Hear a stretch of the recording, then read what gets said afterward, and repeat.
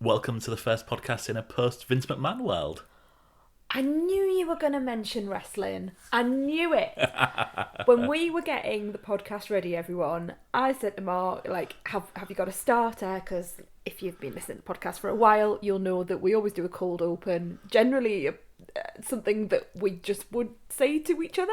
Yeah. And I did say to you, didn't I? Are you going to do something about wrestling? And you were like, no. But you weren't that generic. You mentioned a couple of things specifically. Yes, yeah. All right, yeah. Okay. I wasn't lying.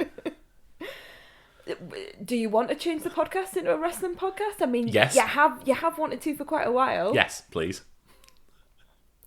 So for anyone who doesn't follow wrestling, Vince McMahon was the lead of the wrestlers.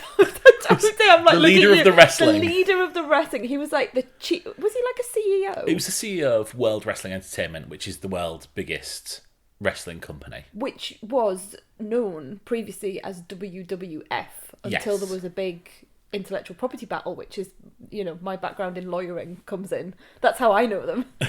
Yes, but you know them because wrestling or the wrestling entertainment world has been part of your life for quite a long time. On and not off. Not like you are one. That made it sound like you know. Yeah, on and off. On a Saturday night, you get in a ring and you chuck people around in a bit of spandex. I don't do that. But you don't, do you? No. You don't. But yeah, it's one of the things that you've followed, like you say, on and off. Yeah, I follow the industry more than I follow the actual thing. Like, I was into it as a kid, and I think lots of people were, weren't there? I was 10. Very family friendly in some respects. respects. I was 10 in 1991, and Hulk Hogan. Even I know Hulk Hogan. Exactly, Hulk Hogan, The Undertaker. Daddy. I don't know. Please. It's the only one I know. He's a big fat British man who was old and anyway. Right.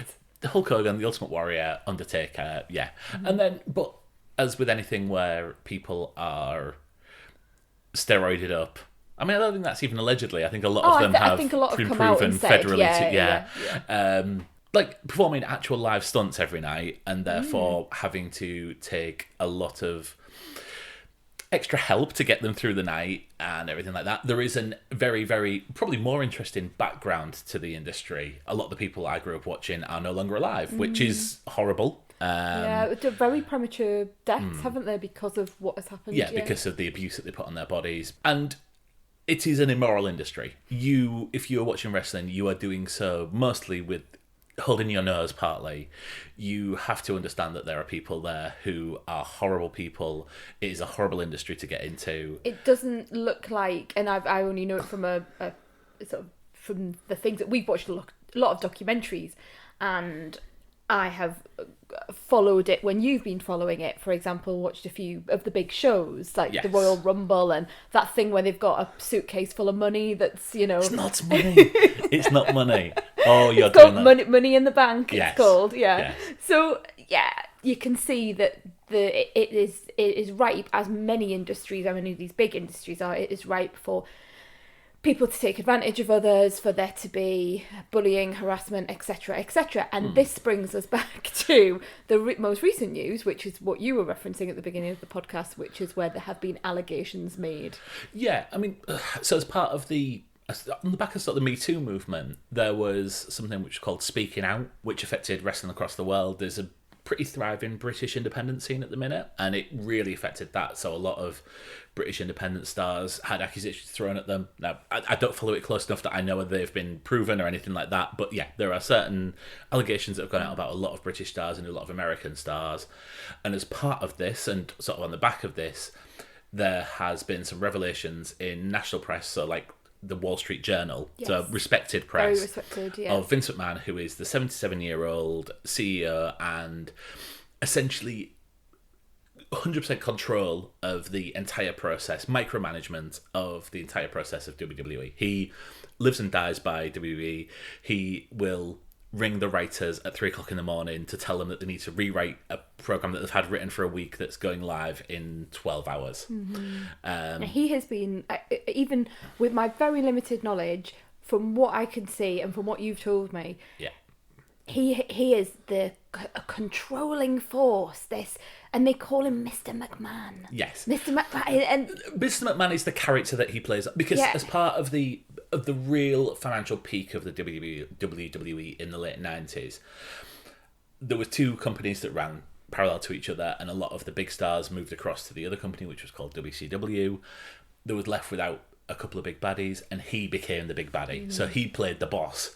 For a long time, when I first started watching, he was just a commentator.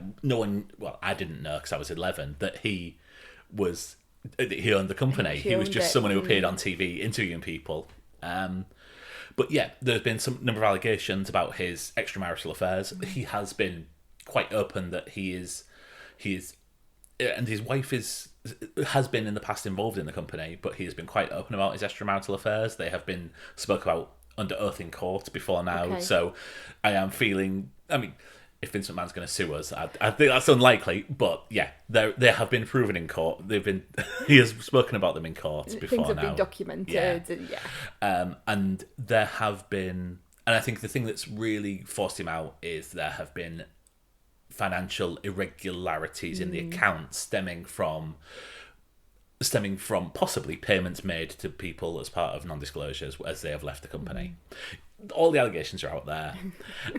It's a very exciting time because I think WWE has been stale for a long time. As stale as something that's been run for 40 years by a 77-year-old.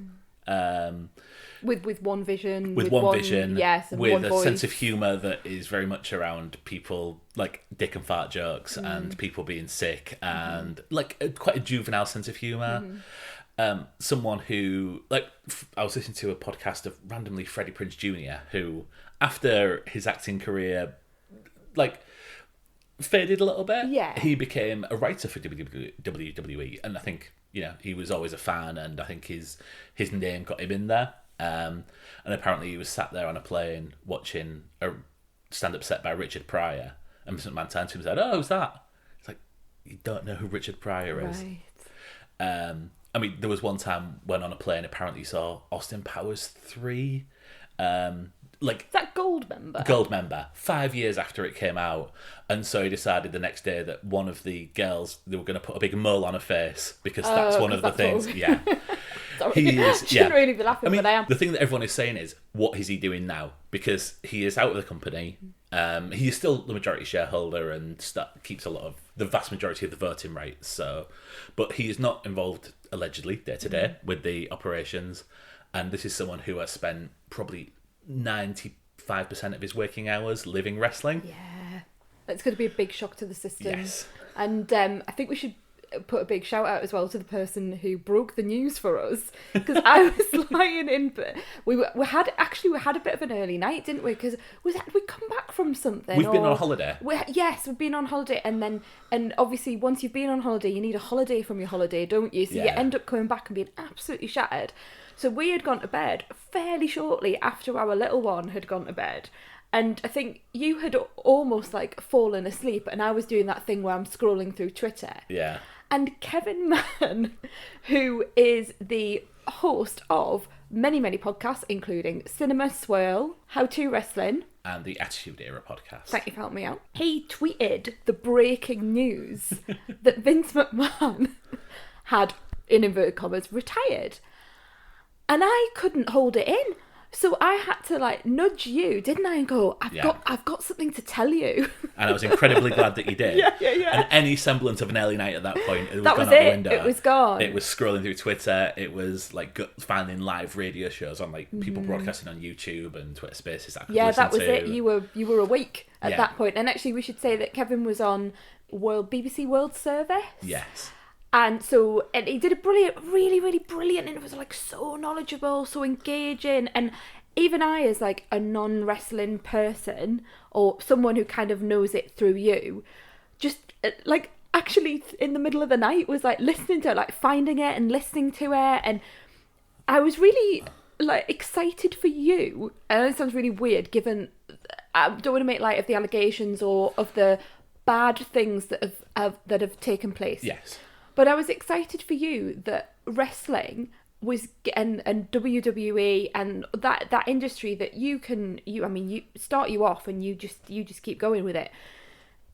Something that you obviously really enjoy thinking about, the industry behind it in particular, but that was making like the mainstream news, and that people like Kevin were being invited on to the World Service to talk for a long time. Like, it wasn't just little, it was, really asking these in-depth questions. So I was actually really chuffed for you. It's a really fun time to be someone interested in wrestling. Like, this is like the once in a generation like event. Like, the last time something like this happened was 20 years ago when I was on my dial-up internet and logged on to www.wwf.com, and the big screen was WWF buys WCW, which was their biggest rivals, and it was, oh my god, have I gone on the wrong site? Like, is someone been hacked or something like that? And then so that was 20 years ago. Yeah, it's incredibly exciting. I mean, I don't know whether to reveal that I've got a trip planned next year. Big reveal here. We might as well finish it off as our apparently new wrestling section of the podcast. But really you are. Well, in the run up to your trip, maybe we should. What's your big reveal, Mark? So next year I am going to Los Angeles to see WrestleMania. It's something I've always wanted to do.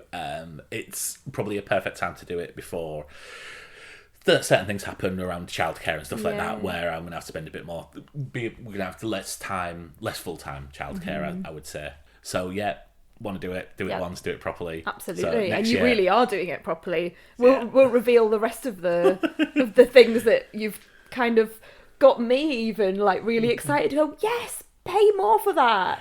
Yeah. Get that special seat. Go on that flight. No, it's it's something I wanted to do for a long time, and and I'm really excited for you. Yeah, you were very encouraging, so I thought, fuck it, let's go do it. It's going to be amazing. Yeah. It's going to be absolutely amazing. So live road diary from LA next year. But I think you should take the recorder and live out the dream. No. But until then, Mark. Yes. Shall we get back to some TV and film? Yes. Watching television. Telly. Not wrestling related. Oh, so I was just going to do a review of WWE Raw from last night, but no. I think if anyone's still listening to this after that little thing, well done to you.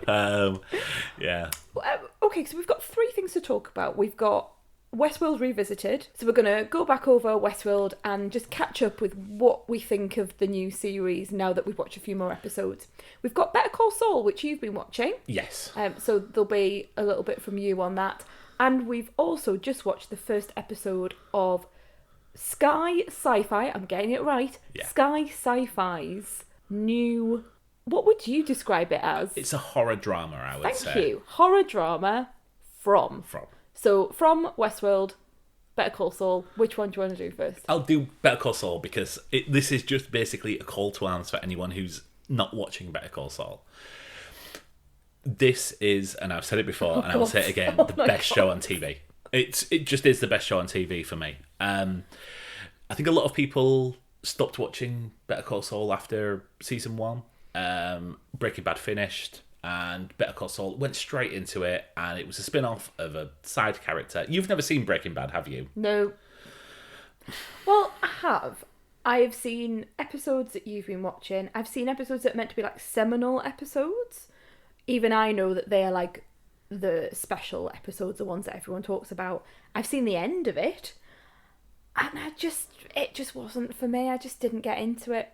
Didn't get into it at all. I don't think it's something where you can watch just one episode and get into. It's about the journey. And it took me 3 times to get into it because I was expecting, with Bryan Cranston coming from Malcolm in the Middle, I think he was in before. Okay, yeah. Oh, yeah, he was the dad, wasn't he? So I was expecting this to be like a straight out comedy, like about a teacher who started making drugs. But obviously, it's far darker than that. We got into Better Call Saul, and it was a spin-off of the lawyer character, Saul Goodman, and it takes him back to it's a prequel. This started off, and I think I got into Breaking Bad quite late. Like I said, it took me 3 goes. So Better Call Saul was only already halfway through when I started it. I think after 3 seasons, I thought it was the best prequel I'd ever seen. And as it's now coming to the end in its 6th season, I think this is one of the best TV shows I've ever seen. 6 seasons? Yes. Wow, I've just got a bit like, I was just rubbing my eye and thinking, I don't know how long he's going to talk about this. Yeah. And then I was a bit pulled back by 6 seasons. This, and I Didn't think realise it had been going on that long. I think this is a show that keeps on getting better as well. There is obviously less stakes in a prequel. However, this is a show which makes stakes. It creates characters that you really, really care about that aren't in Breaking Bad. And you need to know why they aren't in Breaking Bad, for whatever reason. There was about 5 or 6 plot threads dangling at the start of this season. And they have all tied them up in a very conclusive way, all apart from maybe one. And it's absolutely just sideswiped to me. Okay. I was expecting these all to go through to the end. There are people that do not make it. There are people who, and I think you saw one of them in the middle of a show. I did. Yeah, I remember now. Watching one show. Yeah, and, I think I walked past the telly and went, oh, right. And this most recent episode that was on, it started yesterday, Tuesday in the UK. It was on Monday night in America. There was a big gap in the middle, and I think the episode before that and the 2 episodes after it were 3 of the strongest consecutive episodes I've seen of any TV show ever. It was action, it was heart, you were shocked, you cried, you laughed. There were 3 perfect episodes. And like I said, all the plot threads have kind of been tied up, and so where they're going to go next. And then the next episode started, and it was, oh my god, they're actually doing this. And it wasn't the episode that anyone wanted, but it was the episode I needed just to take it back a bit, introduce you to a new scenario. And then we've got, I think, 3 or 4 episodes left. Okay. Just to tie it, and I don't know where this is going to go now. Which, for a prequel, is a absolute phenomenal achievement. If you stopped watching Better Call Saul at season 1, just put it back, give it another chance, because this is absolutely world-class TV. And Rhea Seehorn, who plays Kim, has finally been nominated for an Emmy, which makes me very happy. I remember on an earlier pod where we talked about Better Call Saul, you really spoke very highly about her and said she should be nominated for lots of things. She should be in everything. If they're going to, anything, remake Jaws, make her the shark, she could do it. No, do not remake Jaws. Never remake Jaws. What are you saying? Yeah. But yeah, that was my pledge of allegiance to all things Better Call Saul. On a similar theme, shall we do Westworld next? Yes. Because I'm now eating my words, just on the Jaws theme, eating my words was it the last episode that we did? Yeah, we've not had an episode for a while due to holidays and everything. We talked about Westworld. I was not looking forward to it. We watched the first episode. I sighed at the end. You talked a lot about that in that podcast episode. And I was feeling really sort of like, I'm going to watch it because just, it's Westworld. I'm going to watch it. But I'm probably not going to enjoy it. Whereas I, who previously, at the end of season 3, said, I'm done with this, was actually feeling quite positive after the first episode. How are you feeling now? Because I think the fact that you wanted to discuss this indicates that, and the fact you said you're going to eat some humble pie. Yeah, so we're on episode 5 now. That's the most recent episode that's come out this week. And I love it. I absolutely love it. I feel we are the heady heights of season 2. I know some no people... one said no one ever. I know some people had issues with season 2. I have issues with season 2. But season 2, I was getting up really, really early. Do you remember when we used to get up at 5 o'clock in the morning to watch the episodes because we didn't want to be spoiled? Yeah. Because it would be launched during the night, wouldn't it? Yeah, and it's on... Americans would have seen it. Sky Atlantic shows it at 2 a.m, which is the same time it's shown on the east coast of the United States. So, you can tell this time pre-children. So we would actually choose to get up at 5 a.m. and watch it. And I always remember that. And it was a really, like I said, it was a really engaging time for us because we were on the Reddit things and we were on the podcast, and it was something to really get involved with in terms of a televisual event, which I really enjoy being part of that process. It's something that obviously we do this podcast. It's no sort of, put two and two together. I love stuff like that, right? Yes. And that's how I feel about this now. I saw something earlier on this week that I thought might have been a spoiler for the episode that was yet to come. And I got really knocked about it. And I don't think I would have done that in season 3. In fact, I know I wouldn't have done. I think I saw spoilers and I just didn't care. I can't even remember really what happened. The spoilers was when you actually pressed play on it and watched it. Season 3 was terrible. It was not good. But this has gone into a level of philosophy that I'm really enjoying. We talked about how we would like to go back to the park, and there are things within the series that lends itself to those things that we liked, but even the things that I thought, that are very much connected with season 3, I'm really enjoying thinking about. I'm enjoying thinking about the ethical considerations and also trying to unpick the mystery, because once again, there is a mystery here, and revelations are occurring that I did not see coming, even though I'm listening to some really good podcasts where they are unpicking in great detail what is happening and coming up with lots of different ideas as to what that could be. I have not been, in inverted commas, spoiled. I have just gone for the ride and gone, oh wow, when the twist happens, or this, when there's a shift, I'm just really enjoying it, and I'm looking forward to the next episode, and it's just nice. It's nice to have that back again. Are you as positive as I am, or have you gone in the other direction? So I'm still enjoying it. Mm-hmm.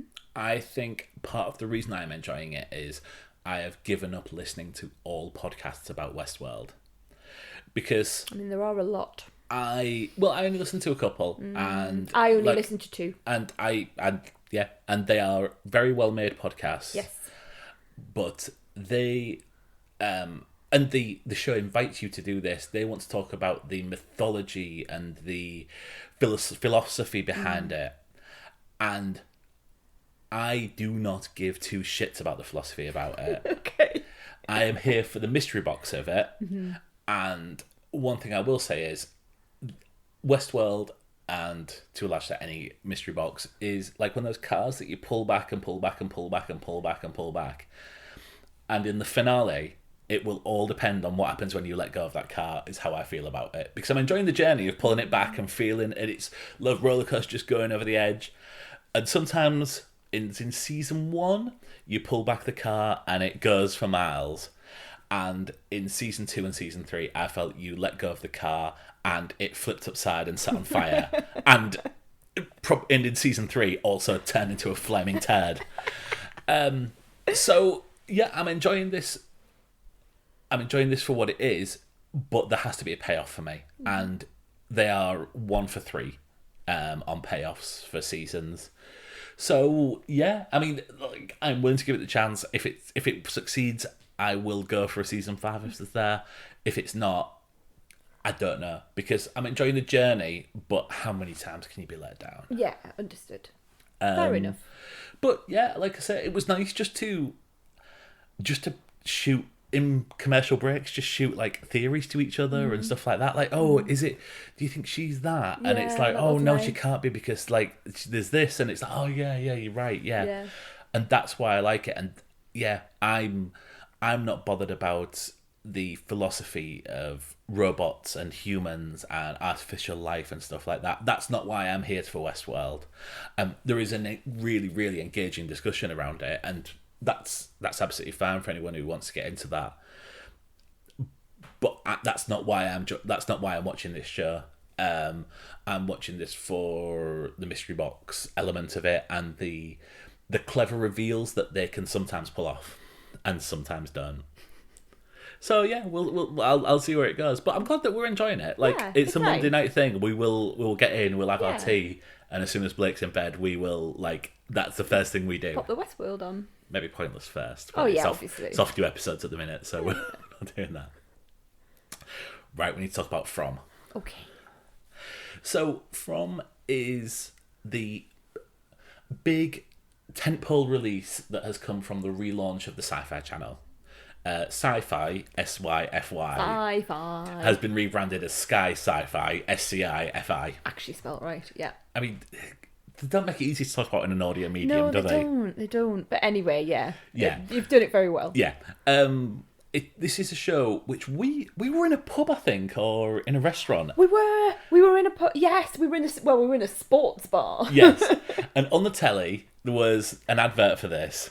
And we said, "Oh, that looks interesting." Because it was Harold Perrineau popped up. Harold which, Perrineau. was, you know, They advertise brilliant. it as from the creators of Lost, which, Yes. we are huge fans of. Lost. Yeah. And I mean, from the creators of Lost is a bit of a stretch. It is. It's not your main. It's directed by, the first 4 episodes are directed by Jack Bender, who was directed a lot of the big episodes of Lost. Yes. And was a producer throughout. So Yeah. It's not Abrams. it's not is Abrams. what I'm trying to say. It's not Carlton Hughes. Carlton Hughes, Yeah. yeah. It's not Damon Lindelof. Yeah. Who were the big 3? Although, to be fair, when we watched the credits of it, we discovered that the Russo brothers were involved as well. So More of them to come. Have I just you looked at me as if I've made a massive spoiler, No. like you were going to make a joke and No, I've no. completely spoiled it. No. Just more of them to come later in the podcast. Yeah, fair enough. So yeah, we saw it, didn't we? Yeah. Big letters, big, like Harold Perrineau, from in big capital letters, from the producers, and I said, "Oh, that looks interesting." And then we looked it up Mm-hmm. because it's a big American release, and this is fully snobby, but I'm like, I want to see what network it's from. And it was shown to be Epix, which is a channel I've never heard of. Yeah. No, let's face it, right? At one point, the first ever piece of original content on AMC was Mad Men. So if you saw, oh, what's Mad Men? AMC, you've never heard of that. You're disregarding one of the greatest shows of all time. Equally, Banshee was one of the first series, one of my favourite series of all time. Maybe. But And there are so many one of the first things platforms for now, aren't there? Cinemax. Yeah. There's just so much out there. But just peek behind the curtain. You watched a bit of it this afternoon, or Yes. over lunch. Yes. And then I rang you when I was on my lunch, and you said, "Oh, I really think you should watch it." Mm-hmm. And we've just finished the first episode. You only watched like the first 15 It was minutes, first was 15 it? minutes, yeah. And then I thought, you know what? This is not what I thought it was, and it is not as terrible as I thought it was going to be. I'll ask Mark if he will watch it, just one episode, so that we can just see what we think about it. And I was just really interested in what you thought. I thought I could watch it and give a view, but I much prefer it when you are also able to join in the conversation. So, quick spoiler-free thought, quick spoiler-free synopsis of this. This is a town, and it's liberal with its storytelling. You are launched into the mystery, shall we say. A town where the residents are encouraged by law enforcement to get inside at night. And shit happens, shall we Yes. say.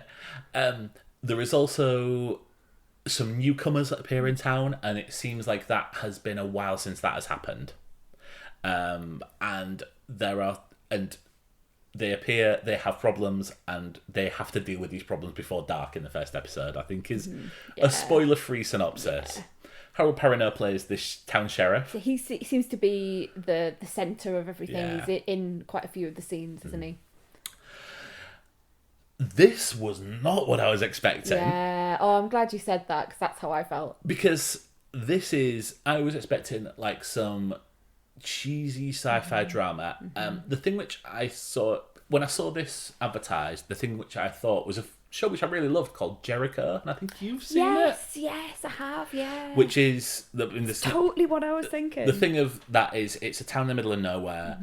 All of a sudden, all the electricity goes off, and in the distance you see a mushroom cloud at the end of the first episode. So major cities have been attacked, power's gone off, but they are so far away that and nothing is working. There's an EMP, I think it is.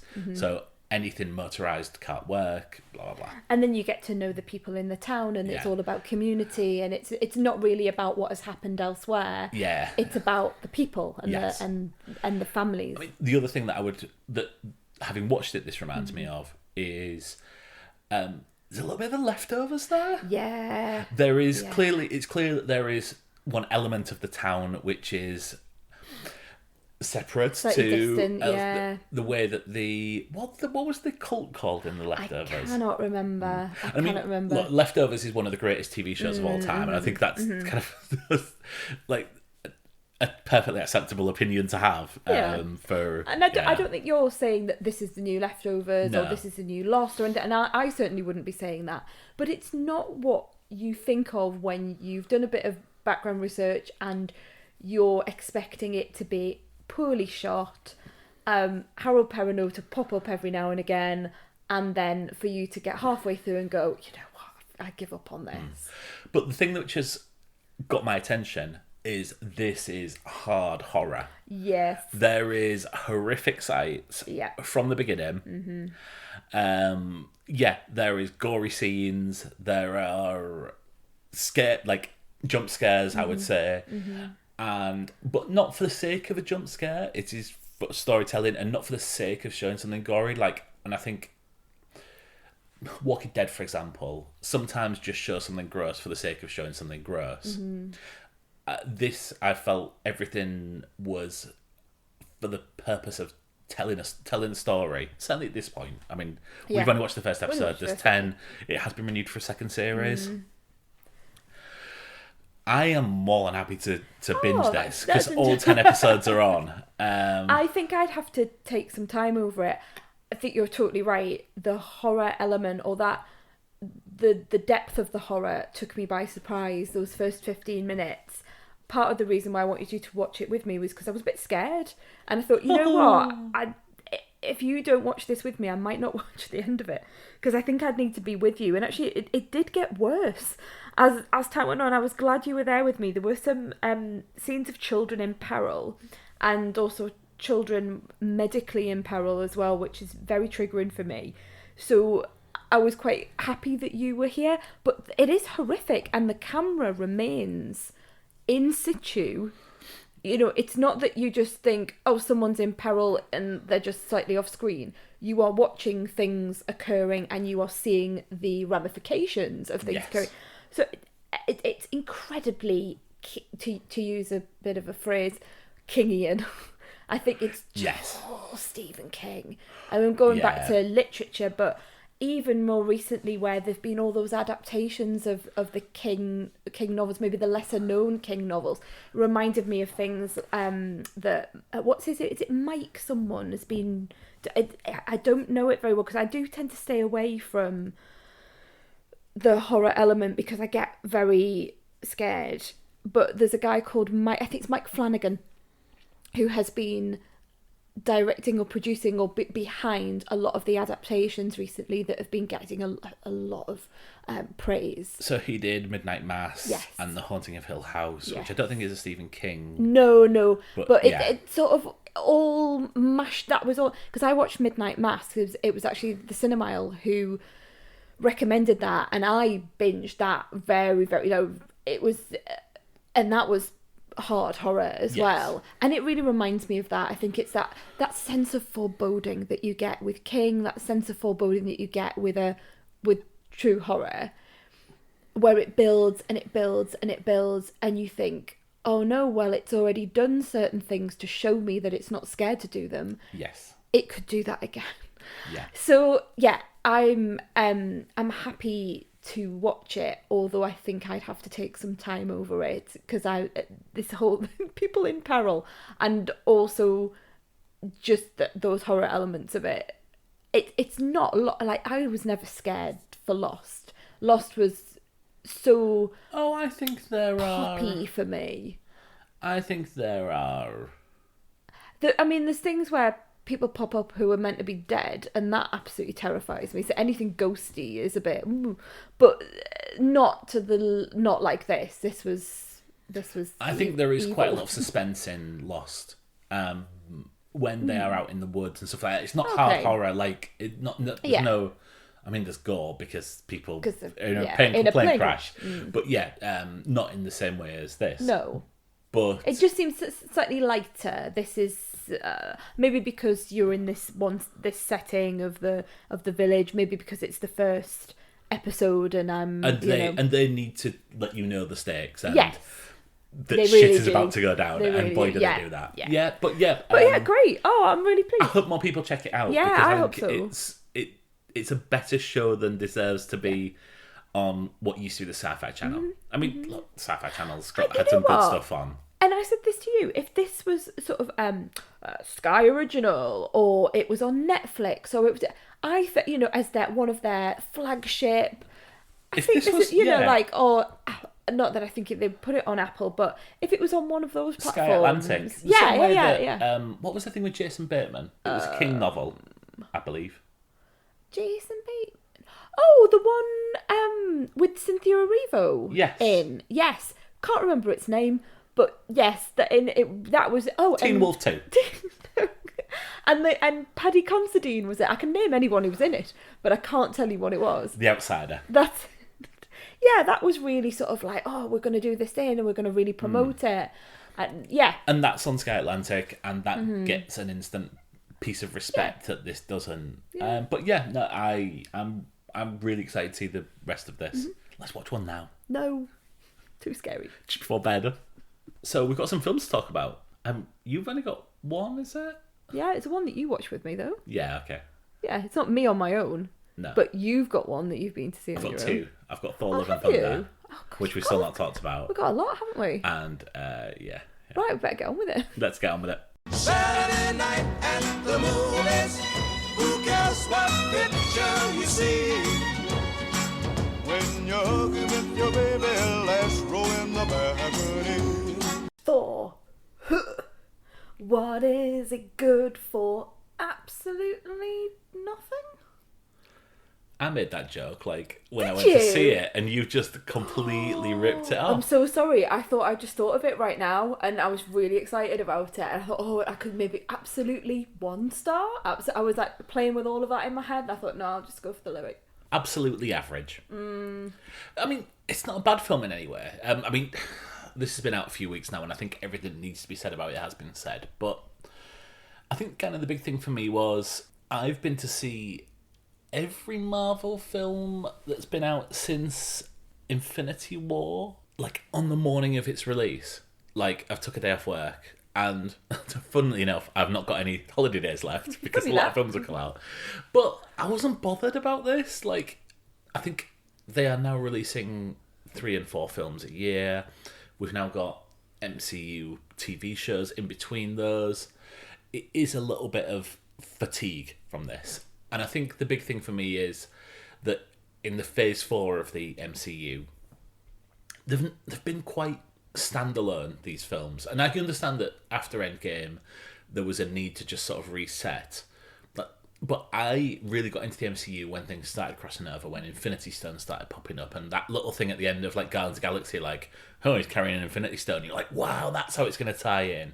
So I understand the need to do it, to tell a bigger picture, but I don't like it. And I think this film's fine.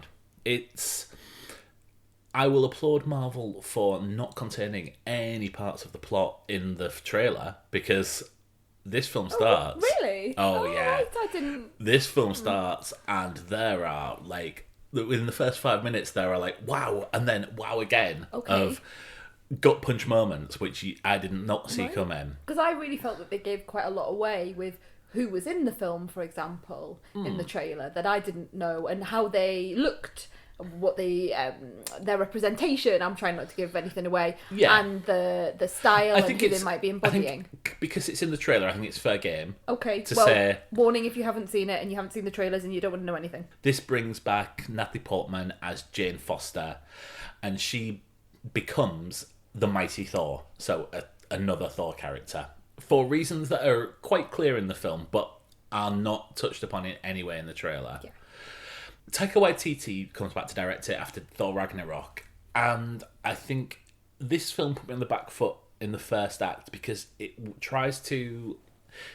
it doesn't find the balance between absolutely devastating like plot developments and then a switch to a clownic joke, it just and I've seen Taika Waititi do this in Jojo Rabbit. Like, he does it well, but for me, it was just too far away from each other. You say he does it well, but I know having read other reviews and listened to other podcasts, that some people really, really can't cope with it, with that tonal shift. So, I loved Jojo Rabbit.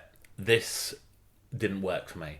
Later on in the film, it gets like there are far more visual moments which really, really worked for me. They go to a planet that looks where I won't say what trick to do, but there is a visual trick around this planet, and it was like, wow. There is a very, very long sequence with Russell Crowe playing Zeus, and it's one of those things where he started doing it, and I'm like, is this accent he's doing problematic? I mean, all accents, surely, by Crow are interesting. He has been called out on it before. He doesn't like it. He does it. I always like, when you hear someone being spoken to about their accent, people sort of trying to go there, and you hear in his voice how angry he's getting, and it makes me feel really, really uncomfortable to listen to. It's a little bit of the Stavros character from Harry Enfield in the 80s. Oh, okay. Very different times. Oh, right, yeah. okay. By the end of it, I was fan of it, but I mean, that scene does go on a bit too long. Christian Bale as Gore the God Butcher, and absolutely terrifying turn. He's playing about 4 different roles in this, and they all work. I mean, Christian Bale's a great actor. Surprise, he works in this. But yeah, this is a fine film, but I was wanting something in the post-credit sting that was going to lead me to understand where the next phase was going, and I just got... It shocked me who appeared in the post-credit sting, but it just leads to Thor 5 rather than... Oh, not another one. Not another one. Yeah, well done for me becoming that meme woman. Thanks. But yeah, obviously since I've seen this, we've had Comic-Con, and we now understand where Phase 4, Phase 5 and Phase 6 are going, as it is. Let me just hide under a rock. No, I'm happy with all of this. I know. Yeah. I can understand it making sense to you, having just heard you talk about what you liked about the franchise itself and what drew you back to it time and time again. But for me, it's just a sensory overload and too much to think about, and I would prefer to just walk. Well, I've not even got into it. I'm just there was no way I was going to go and see this. Would you watch it when it comes on Disney Plus? I mean, probably if we've got nothing. I mean, I think it's we've worth cycled through the telly tonight thinking about what we're going to watch later on, and we're not coming up with much.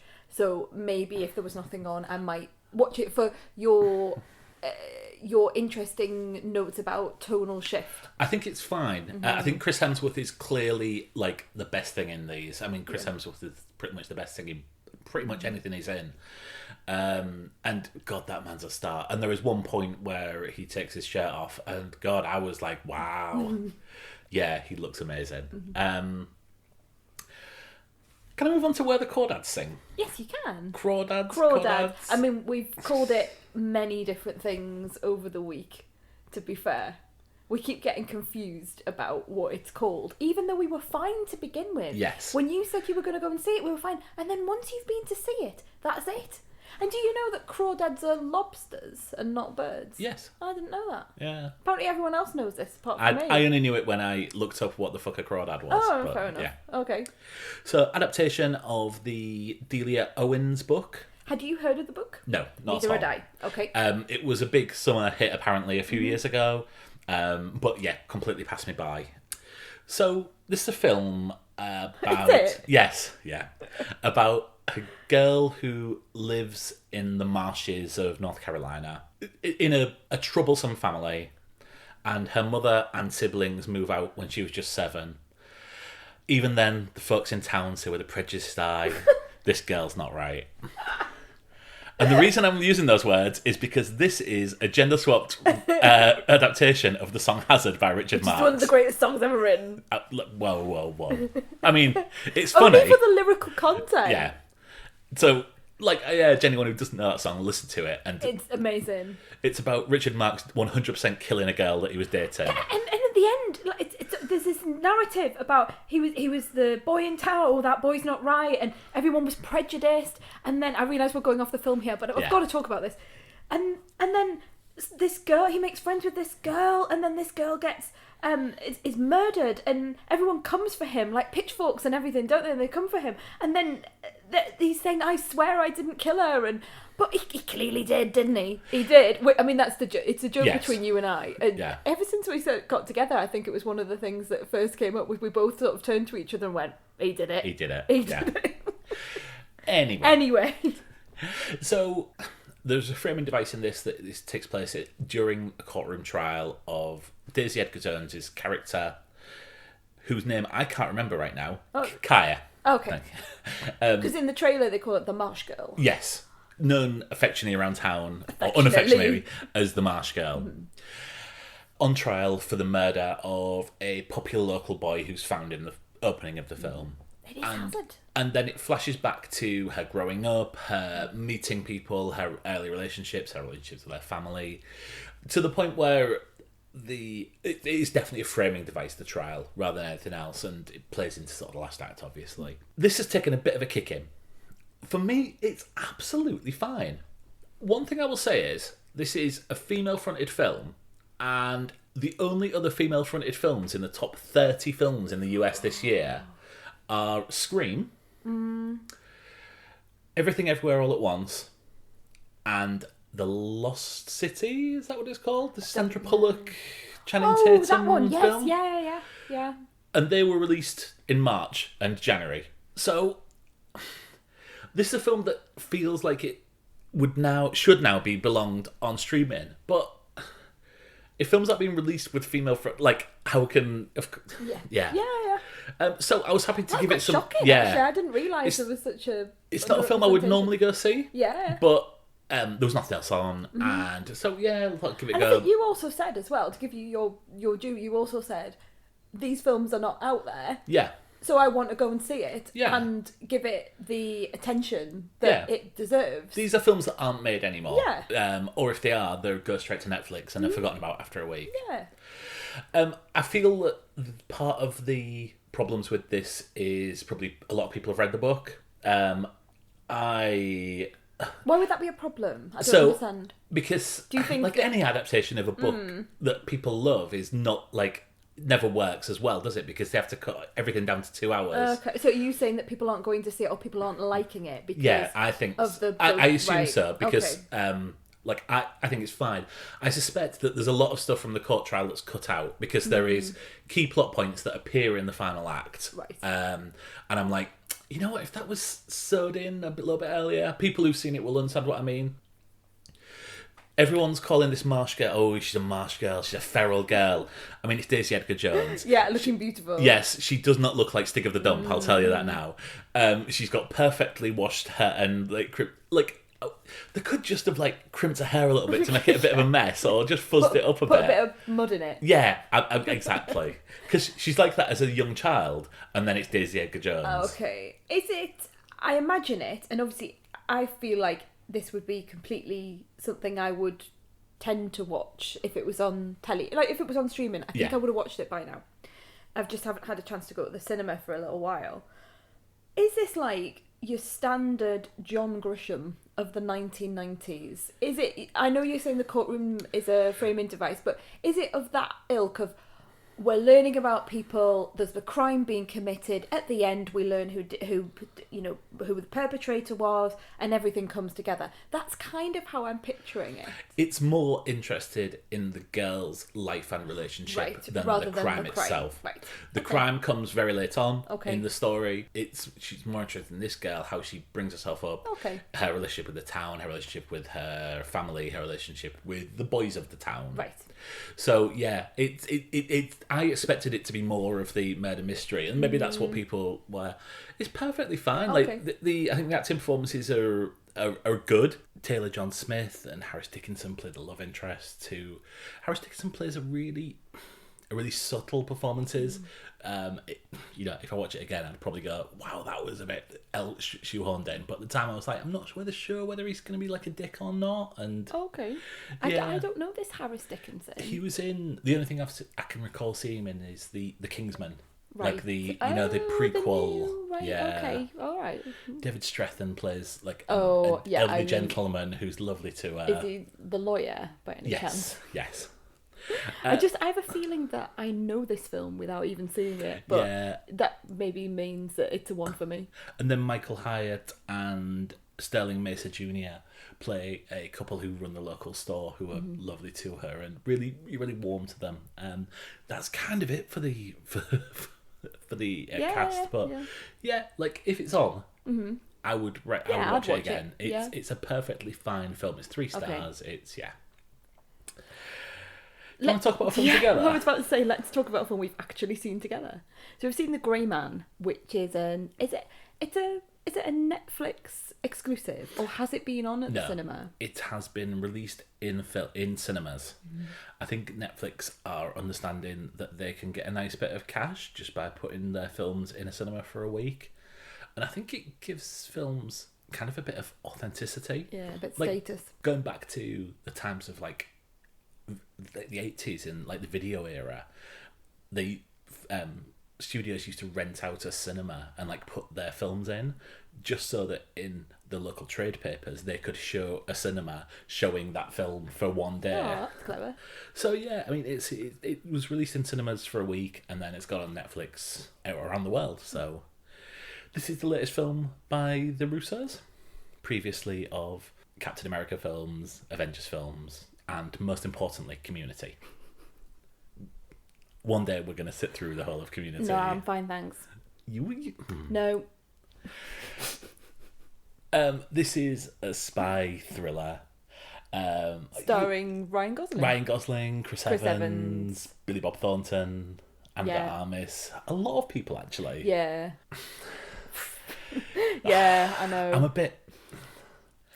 I tell you what, so visually, I'm not going to call it inventive because I don't think it is inventive, but it's more exciting. I think visually it was more exciting than other standard spy thrillers. I mean, I'm not even sure this is spy thriller, it's an actiony piece, spy action thing. And I enjoyed some of the set pieces, particularly with the people who are after Ryan Gosling, and he seems to be having a really fun time with it as well. I found it harder hitting than some of the other, your typical spy action things. Don't know what to call it. I'm just going to call it that. There's some scenes of the physical abuse of children that I found really hard. Like, there was one towards the end that I thought, oh, I'm not sure this should even be being shown. I was really, quite tormented by it. I wish I'd had a bit of a warning about it, actually, as well. And it sort of, that made it seem harder and more, and gore, and there was a lot more gore, and there's a lot more, there's people being sort of, this doesn't give anything away, but scissors going into the side of someone's ribs, into the side, their body, and a lot of blood, a lot, very, I would say, realistic in terms of the violence, because there are consequences to the violence, rather than, oh, I'm being hit loads and loads of times and there's not a scratch on me. Do you know what I mean? But then I know what you're saying. You're looking at me, and I know what you're saying. Then it goes completely. There's this whole level of it that's just a cartoon as well. There is oh my god, how is he not dead? Oh my god, how is he not dead? He's been shot 4 times. And the tone as well. I think that's why I found it really difficult tonally, because you have this backstory, you have this abuse, you have all of this violence, and then you've got someone like Chris Evans in this weird tash wandering around chewing the scenery, and it didn't quite match for me. I heard on another podcast that the person who was reviewing it thought that he was like the MVP in it, or saves the film. I heard someone say this, he'd save the film. And I was like, oh, I can't stand him in this. It just wasn't for me, that mustache twirling, stuff in this film. Maybe somewhere like Knives Out. That's kind of where I thought he'd come straight from Knives Out in this, actually. And it was that heightened level of tone. And I'm really mixed. I've listened to lots of reviews. Some really, really hated it. Other people have thought that it was very, innovative. And I kind of sit in the middle. I'll not watch it again. It's a 3-star. Okay. Go on then. Oh, I thought it was a 2-star. Probably I could high go there. 2, I could go there. Yeah. I think Ryan Gosling is fine. I think Anna de Armas is. She's always. I think she's always compelling. But she's a bit wasted. Yeah. And I think the plot of a spy, like a rogue agent, having to save a child that's been kidnapped. Yeah, and it's all very by just numbers, with it? some USB drive that may or may not contain some shit. I mean, it's a bit annoying that she a gets to be like the sidekick again as Yeah. well. Like, it seemed to be a film that belongs in a different time. I think it's a bit basic. I thought Chris Evans was the absolute star of this film. there we go. He reminded me of Bennett from Commander, which I suspect you've never seen. I think I have. I don't get the reference. You know the so- film Commander? Yes, I do. So there is a big camp, mustachioed big bad called Right. Bennett. Okay. I'm going to show you a picture of him. Okay. I think I can imagine him in my mind just from that description. Does he wear like a beret, and does he have? Oh no, he looks like someone who might have been on The Running Man. Yeah, well, Mark showing me a it's picture Arnold, of Bennett isn't it? from. Yeah. Oh yeah, and there he is with Arnold. Yeah. See, Okay. massively camp, has a big camp moustache and wears chainmail. But yeah. So the person who is in this that I've not seen anything else is, am I going to butcher this? Okay. Is it René Jean Page? Oh, now I've heard someone say his name as well, and I think it's Regé. Regé Jean Regé Page. Jean Page, That's how it's yeah, spelled, yeah. Who was in Bridgerton Yeah. and is one of the favourites to be James Bond. Yeah, he was, wasn't he? I think he might be out of it now, but He should he be was. after this. Do you think so? Oh, I think he's utter dog shit in this. I just could not. Oh, right. Sorry, I've got the wrong end of the stick. I thought you were saying that he should be Bond after this. No. Because again, other reviews I've heard really praise him as like this, that he plays the role very well, and that it's very dual. I'm trying not to go. I'm not giving anything away, but is he good? Is he bad? Is he the? And I just kind of went. He's again. It's just really no. It's Yeah. just every other Bourne franchise, every other Bond, that role of the suit. I think he was fine. I mean, it wasn't bad. I don't think you were saying he was dog shit. I think he was dog shit. I think he was fine. But this whole thing feels like Mission Impossible light. It's the fact that they go places purely for the point of going places. They're going everywhere. They go to It annoyed Croatia me. purely to decide to go to Prague. Yeah. I got a bit of that thing where I was like, oh, my neck hurts now because we're going to so many and I don't know where we are. Yeah. I don't understand the geography. Oh, I mean, I don't understand geography anyway, but I don't understand the geography of the film.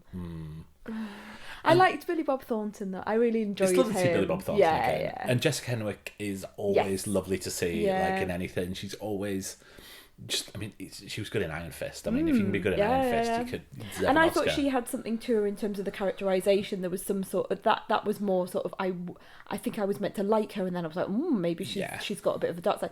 But yeah, there's going to be another one. Yeah. There's going to be a franchise apparently. I think Fine. the girl actress who was Julia Butters, who was in Once Upon a Time in Hollywood, Right. in a really you've never seen that, have you? No, I haven't. Really memorable scene. She steals it as like a child actress. Okay. She does very well to not be an annoying Yeah. girl there to be rescued Yeah, in this. yeah. However, she does appear to age and de-age in Yeah, different we really scenes, found that, not didn't just we? the flashbacks. Like she can, Every scene we were sort of like going, hang on a minute, Is she what's happened 14 to or you? is she 9? So yeah, that was a bit off-putting actually, because every time she came on, it was like, does she look older today, or when did they Yeah. film this? But look, There. for a big fun If you're looking for like a Friday night actioner, I know it's based on books. Yeah. But it's nice to see something from someone try something from a new franchise, and it kind of pulls it off in bits. But yeah, I've got massive issues with most of this. But I'll watch the sequel when it comes out. will you? Well, Yeah, you actually because will you? Right? Ryan Gosling's nice. Yeah, Ryan Gosling's nice to look at and watch. I mean, he's that's always not, it's not the fact that he's nice to look at. No, That's the problem. nobody- no, he's not that's- Chris Hemsworth. I I'll tell you. wasn't. Thanks, Mark. That's not what I wasn't meaning. Sort of aesthetic. I mean, like as an actor, I find him really. His like, charisma is just like bouncing off the screen. So even when he's not saying very much, it felt a bit Drive-esque. Yes. And they're very different films, but you know when he's quiet and he's just being moody and he's thinking about things and he's planning things, and I think that's very compelling. But yeah. I just hope don't that they know. keep the camera on the action a bit longer, because it was too frenetic. It's too wasn't it? frenetic cuts, and everything seems to be wang wang wang wang Yeah. wang wang. Just enjoy like the actors on screen. Well, that's it from us. Yeah, that's it. We will be back soon with something else. I think we need to do a date night at some point. I know we haven't done a date night for a while, but I've we got have a feeling, been busy. I've got a feeling I'm going to see ABBA the movie at some point, which Yeah, is please. really Oh, annoying. I think I have to bring that out. Like it's like bringing out the big guns when something, you know, when they've had a really bad week, and that's what I need. ABBA the movie. Is to torture me with ABBA the movie. Yeah. No, you'll. I was about to say you'll love it. You won't love it. You won't love it, but I will. I'll love it. And what other reason is there to... It's the whole I concept made you watch of Crank date for that very night. reason, so yeah. Well, thank you for listening. If you would like to follow us on social media, you can find us at The Honeymoon Pod on Twitter and Instagram. And if you'd like to leave us a review, you can do so on iTunes or on Spotify, and it really helps other people find us, so thank you. If you like what we do on the podcast and you would like to buy us a coffee, the link is on our Twitter. Thanks, everyone. See you soon. Bye.